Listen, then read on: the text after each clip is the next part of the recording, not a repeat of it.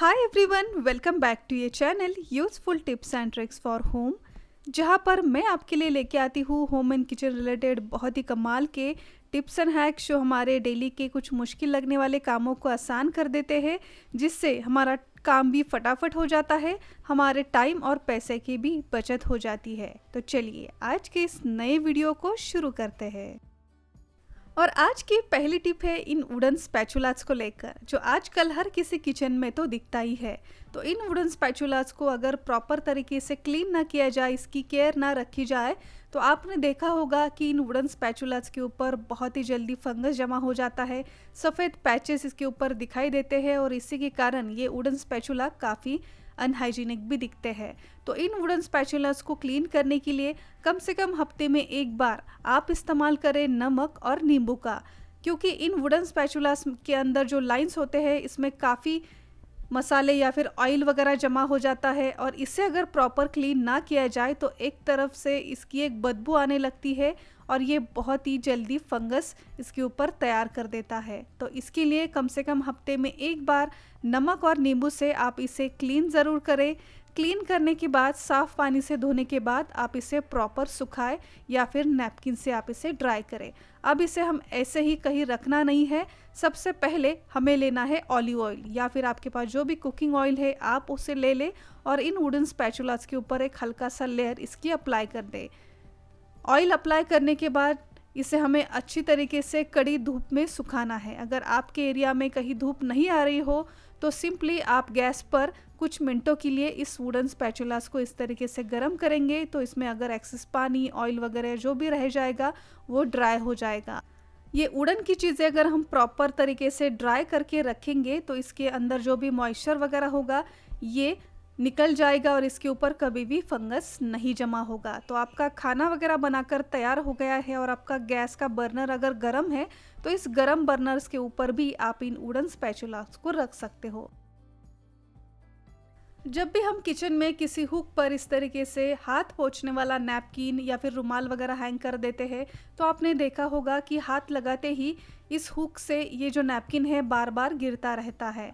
तो अगर आपके पास प्रॉपर इसके लिए कोई ऑर्गेनाइज़र नहीं है, नैपकिन होल्डर नहीं है, तो आपके पास अगर कोई अच्छी सी बैंगल या फिर बड़ा सा कड़ा वगैरह हो जो आप इस्तेमाल नहीं कर रहे हो, तो इस बैंगल का इस्तेमाल करके आप इस नैपकिन को अच्छी तरीके से होल्ड कर सकते हो।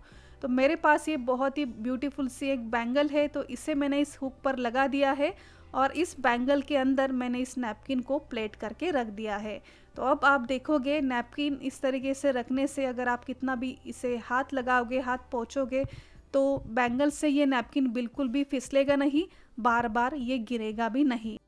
तो पुरानी बैंगल का ये इस्तेमाल आपको कैसा लगा, कमेंट कर कर ज़रूर बताएं।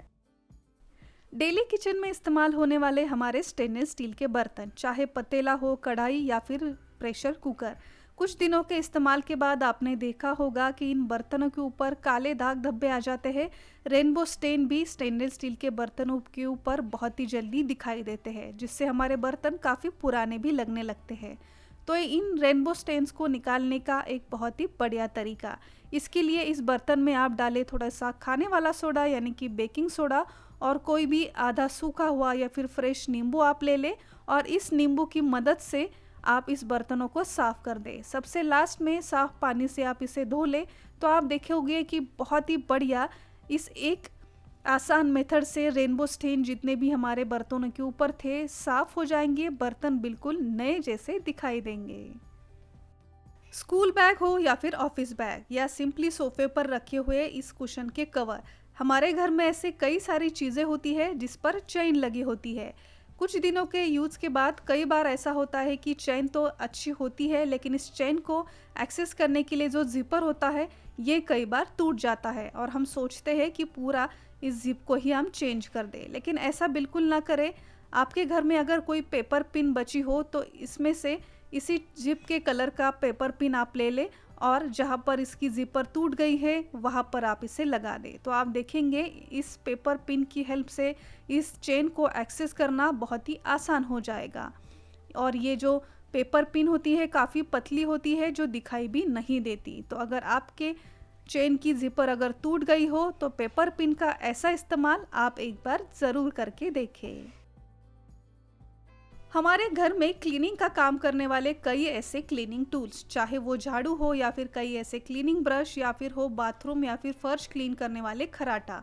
इन टूल्स को हम क्लीनिंग के लिए इस्तेमाल तो करते ही है, लेकिन क्लीनिंग का काम खत्म होने के बाद इन टूल्स को क्लीन करना ही हम कई बार भूल जाते हैं, जिससे ये टूल अगर हम ऐसे इस्तेमाल करें तो हमारे घर में कई सारी बीमारियां ये टूल्स ला सकते हैं। इसके लिए कम से कम हफ्ते में एक बार इन टूल्स को भी आप ज़रूर क्लीन करें। इसके लिए मैं तो हमेशा जो भी झाड़ू, खराटा या फिर क्लीनिंग ब्रश वगैरह होते हैं, इसके ऊपर डालती हूँ थोड़ा सा हार्पिक, और जो भी सॉफ्ट ब्रश होता है इससे इस झाड़ू की जो फाइबर है इसे क्लीन कर लेती हूँ। ऐसे ही हमारे फर्श या फिर बाथरूम को क्लीनिंग करने के लिए जो खराटा होता है, ये भी हमेशा लिक्विड या फिर कई सारे केमिकल्स के कांटेक्ट में आने से सफ़ेद हो जाता है। इसमें भी काफ़ी सारी बैक्टीरिया जमा होने लगती है। तो इस खराटे के ऊपर भी थोड़ा सा हार्पिक आप डालें, ब्रश से इसे साफ़ करें और सबसे लास्ट में साफ़ पानी से धो लें और इसे आप अच्छी तरीके से सुखाने के लिए रख दें।